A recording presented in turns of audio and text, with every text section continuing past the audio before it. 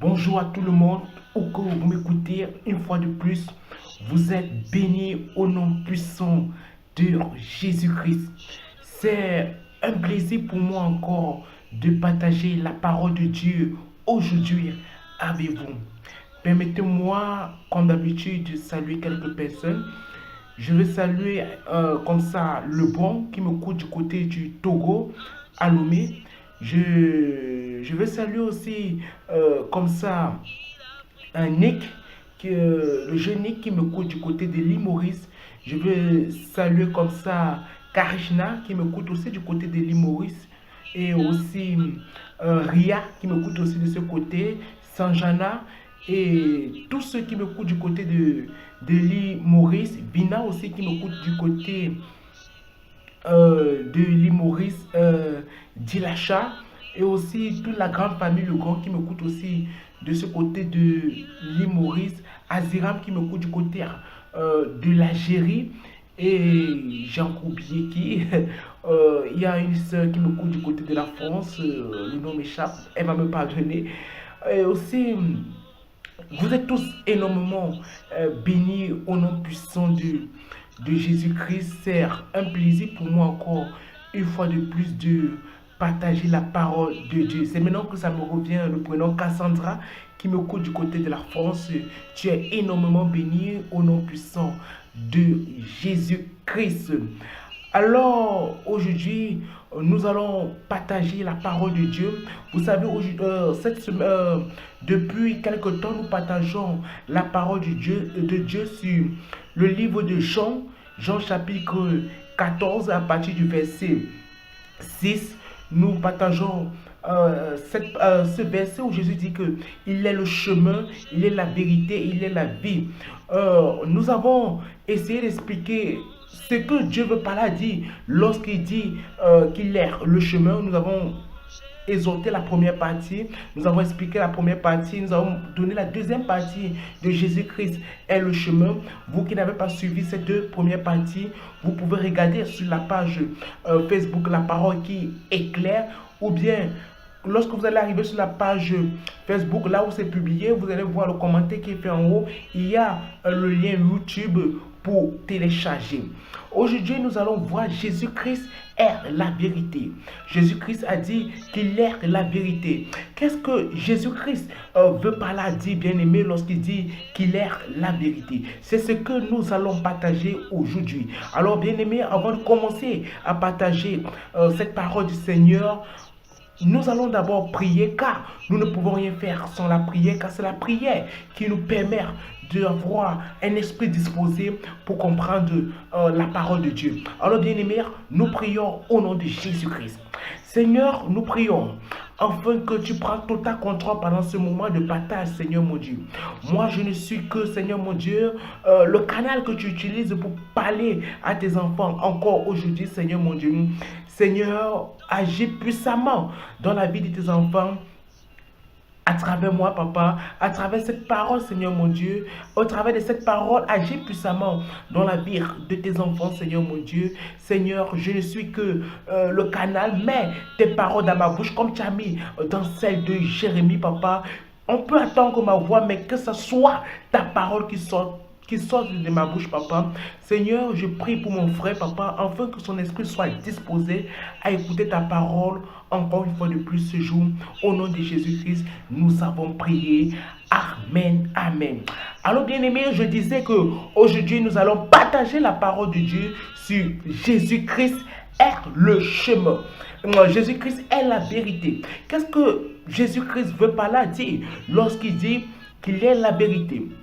Je vais vous raconter une petite histoire. Un jour, lorsque j'étais en classe de terminale, on a fait le cours sur la vérité, c'était la philosophie.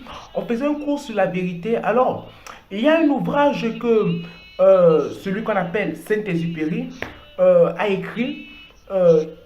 C'était la terre des hommes. L'ouvrage était intitulé La terre des hommes. Et il a dit dans ce livre, il y a un endroit où il parle de la vérité.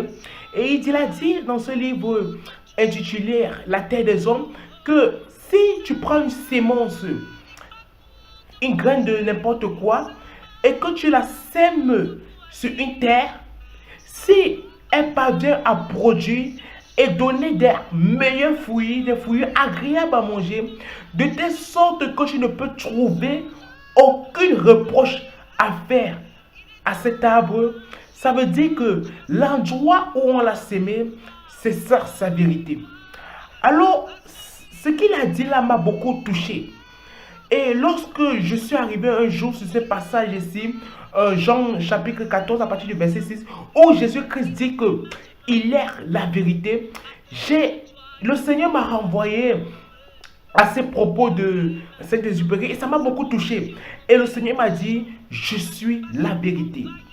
Alors, qu'est-ce que Saint-Exupéry voulait par là dire dans son ouvrage lorsqu'il dit que si tu sèmes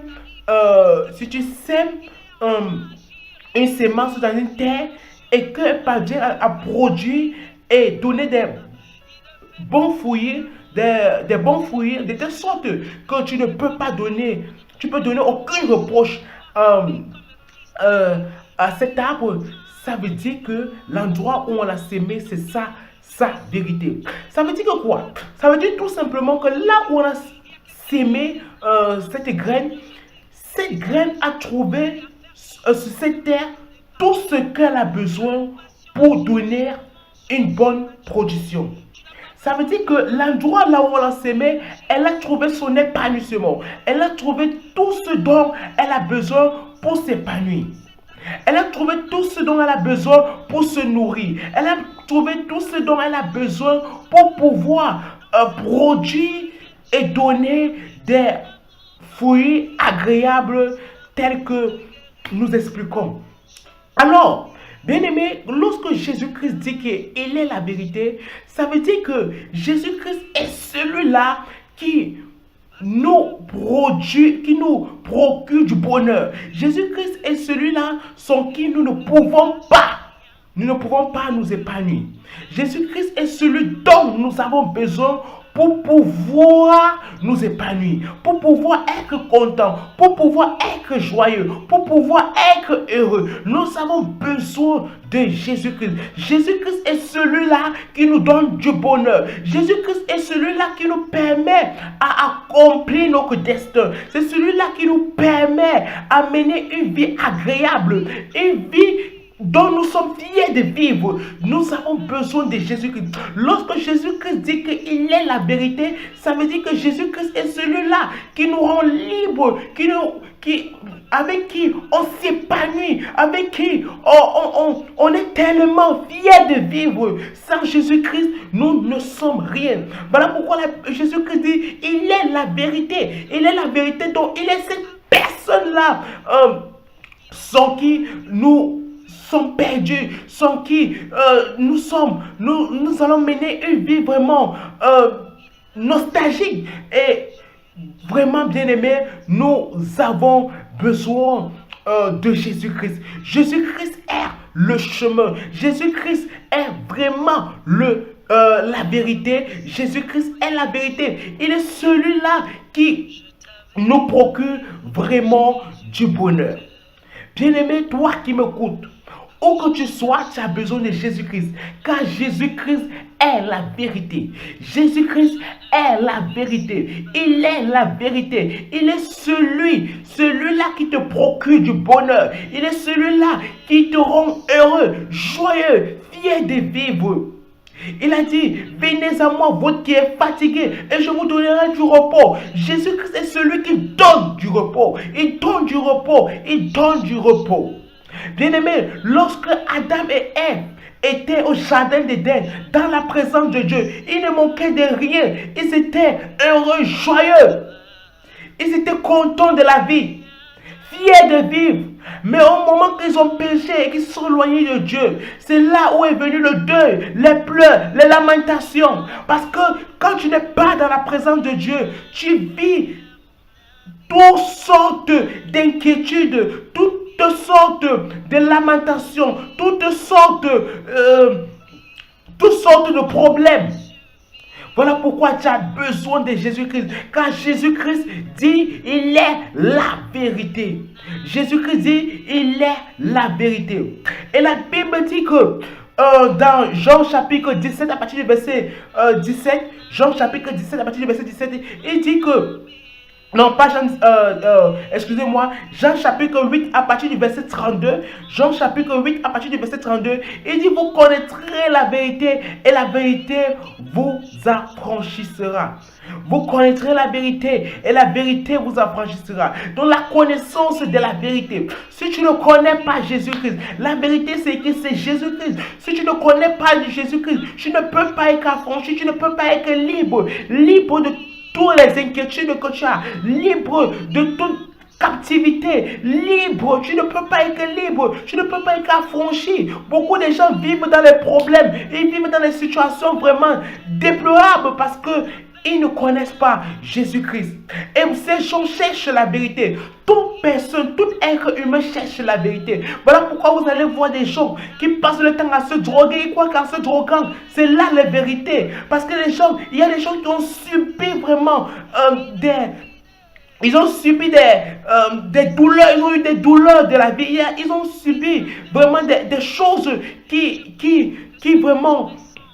Ils ont subi vraiment, ils ont été déçus par les hommes. Voilà ce que je voulais dire. Ils ont été tellement déçus par les hommes. Ils ont été tellement déçus par les hommes. Il y a des gens qui ont tellement souffert. Ils ont tellement souffert dans la vie. Et ces gens-là, ils cherchent la vérité. Voilà pourquoi vous allez voir des gens qui se droguent en croyant qu'en se droguant, ils vont trouver la solution. Ils croient que la drogue, c'est ça la vérité. C'est la drogue qui va leur permettre de, comme on dit souvent, noyer les soucis. C'est ça qui va leur permettre d'oublier les problèmes. D'oublier les problèmes. Non, ce n'est pas la drogue qui va te permettre d'oublier tes problèmes, bien-aimés. Toi, peut-être que tu te drogues. Non, ce n'est pas la drogue qui va te permettre d'oublier tes problèmes, bien-aimés. C'est ce dont tu as besoin, bien-aimé, c'est Jésus-Christ. Il y a d'autres personnes qui boivent de l'alcool, qui sont tellement ivres à chaque moment. Pourquoi? Parce qu'ils pensent que c'est en buvant de l'alcool que le problème qu'ils traversent va s'en aller. Ils croient que c'est en buvant de l'alcool qu'ils vont trouver la solution à leurs problèmes, qu'ils vont être plus libres de tout ce qu'ils traversent. Non, ce n'est pas l'alcool qui peut te rendre libre. Ce n'est pas l'alcool qui peut t'affranchir, bien-aimé. Ce n'est pas l'alcool qui peut t'affranchir. Mais c'est la connaissance de la vérité. La connaissance de la vérité. La connaissance de la vérité qui est qui? Qui est Jésus-Christ. Oh, bien-aimé. C'est la connaissance de la vérité qui peut t'affranchir. C'est la connaissance de la vérité. Si tu ne connais pas la vérité qui est Jésus-Christ, tu ne peux pas être affranchi. Il y a d'autres gens qui pensent que ça, que la vie, que ça en allant dans les boîtes de nuit, que ça en couchant avec les femmes, ici par là, que c'est ça le bonheur. C'est pas ça le bonheur, bien-aimé. C'est pas ça le bonheur. Ce n'est pas en détruisant ta vie, bien-aimé, que tu vas trouver le bonheur. L'alcool détruit la vie. Ça détruit ta vie. La drogue, ça détruit ta vie. Tout ce que tu crois que c'est la vérité là, au contraire, ça détruit ta vie. Jésus-Christ a dit, à quoi sert-il à un homme de gagner le monde s'il doit perdre son âme? Bien-aimé, cette richesse que le monde te présente, ce n'est pas ça. Les gens pensent que c'est peut-être parce qu'ils sont pauvres. Ce n'est pas parce que tu es pauvre que tu n'es pas libre. Ce n'est pas parce que tu es pauvre, bien-aimé. C'est parce qu'il te manque Jésus-Christ. Ce n'est pas la richesse qui rend quelqu'un heureux. Ce n'est pas la richesse qui donne le bonheur, bien-aimé. Mais c'est la connaissance de Jésus-Christ. Si tu doutes, je t'envoie lire l'histoire de Zachée dans la Bible. Zachée qui était un collecteur d'impôts. Zachée qui était tellement riche, mais très malheureux. Pourquoi? Il n'était pas heureux. Les gens le détestaient. Pourquoi? Parce que Zachée menait une mauvaise vie. Et les gens détestaient la vie que Zachée menait. Parce que Zachée n'avait pas connu Jésus-Christ. Bien aimé, quand tu connais Jésus-Christ, il t'affranchit, il te rend libre, il te donne la joie, il te procure du bonheur. Oh, il te procure du bonheur. Quand tu connais Jésus-Christ, Il te procure du bonheur. Il te donne la joie. Il te donne. Tu es content de vivre. Tu es heureux de la vie.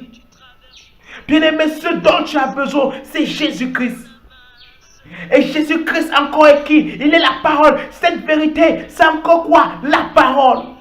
Tu peux lire dans Jean chapitre 17 à partir du verset 17. Il dit que la parole, sa parole, c'est la vérité. La parole, ce qui est écrit dans la Bible, c'est ça la vérité, bien-aimé. La parole de Dieu, c'est ça la vérité. Tu as besoin de la parole de Dieu. Tu as besoin de connaître Dieu. Lis sa parole. Bien-aimé, je t'envoie. Lis la parole de Dieu. Car c'est lisons la parole de Dieu en faisant connaissance de Jésus-Christ que tu deviens libre. Tu as besoin de Jésus-Christ pour être libre. Tu as besoin de Jésus-Christ pour être affranchi. Toi qui m'écoutes, où que tu sois, je t'invite à donner ta vie à Jésus-Christ. Je t'invite à chercher Jésus-Christ. Je t'invite à te confier à Jésus-Christ. Bien-aimé, voici ce que je voulais partager avec toi aujourd'hui. Jésus-Christ est la vérité. Et il t'invite aujourd'hui, bien-aimé, à lui donner ta vie. Si tu m'écoutes et tu es touché par ce message, et tu veux donner ta vie à Jésus-Christ, lève ta main. Dis qu'au nom de Jésus-Christ, Seigneur, je viens devant toi comme un pauvre pécheur. Je m'humilie devant toi. Je reconnais, papa, que j'ai cherché la vérité dans la drogue, l'alcool. Et moi-même, je suis conscient que cela ne m'a rien apporté. Mais ça m'a plutôt apporté des ennuis, papa, et des problèmes. Je reconnais que c'est toi ma vérité. Seigneur, je te supplie, fais de moi aujourd'hui ton enfant. Fais de moi ton enfant. Efface tous mes péchés, papa. Tu as dit que ta parole qui est la vérité, que c'est ça qui sanctifie, papa. Sanctifie-moi par ta parole, papa, aujourd'hui. Sanctifie-moi. Rends-moi libre aujourd'hui, Seigneur. Rends-moi libre, papa. Papa, je crie à toi. J'ai besoin de toi, Jésus-Christ. Oh, papa, j'ai besoin de toi. Oh, ma kota là-bas. J'ai besoin de toi. J'ai besoin de toi. Bien-aimé, le Seigneur te rend libre. Le Seigneur te rend libre. Le Seigneur te rend libre. Le Seigneur te rend libre. Le Seigneur te rend libre. Le Seigneur te rend libre. Le Seigneur me dit, pendant que je suis en train de prier, qu'il y a une dame qui va écouter ce message. Elle s'appelle Amel. Amel, tu vas me contacter. Amel, toi qui écoutes ce message. Et Amel est en train de pleurer en écoutant ce message. Et le Seigneur me dit qu'il te rend libre maintenant, toi, Amel, qui est en train de m'écouter. Le Seigneur me dit qu'il y a une femme qui s'appelle Amel qui va écouter ce message. Je ne sais pas quand, si c'est à ce moment, quand elle va écouter ce message. Le Seigneur me dit qu'il te rend libre et qu'il efface toutes tes larmes. Amel, tu vas pouvoir, tu peux me contacter. Toi, Amel, qui va écouter ce message. Bien-aimé, le Seigneur te rend libre aujourd'hui. Aujourd'hui, tu es une nouvelle personne. Les choses anciennes sont passées. Tu es une nouvelle créature. Bien-aimé, ne vis plus dans le péché. Donne-toi à Jésus-Christ. Cherche Jésus-Christ en lisant sa parole. Et tu vas connaître la personnalité de Jésus-Christ. Et c'est là où tu seras affranchi. Bien-aimé, je suis content d'avoir partagé la parole de Jésus-Christ avec toi. Une fois de plus, tu es béni au nom de Jésus-Christ. Tu peux m'écouter sur la page La Parole qui est claire. Envoie un message si toi aussi ce message t'a béni. Envoie-nous un message sur la page Facebook La Parole qui est claire. Envoie-nous un message. Envoie-nous un message, on va te répondre. Si tu as les sujets de prière, envoie-nous tes sujets de prière et nous allons te répondre. Tu es énormément béni au nom de Jésus-Christ. Tu vas de gloire en gloire. Rien ne t'arrête, rien ne te stoppe. Et ce mois de mars, c'est un mois de victoire. C'est un mois de bénédiction. C'est un mois de célébration. Bien-aimé, reste connecté. Et je te donne rendez-vous la semaine prochaine pour un autre message que le Seigneur va me donner pour partager avec vous. Le prochain message de la semaine prochaine, ce sera Jésus-Christ est la vie. Et on va expliquer ce que le Seigneur veut par là dire lorsqu'il dit qu'il est la vie. Shalom.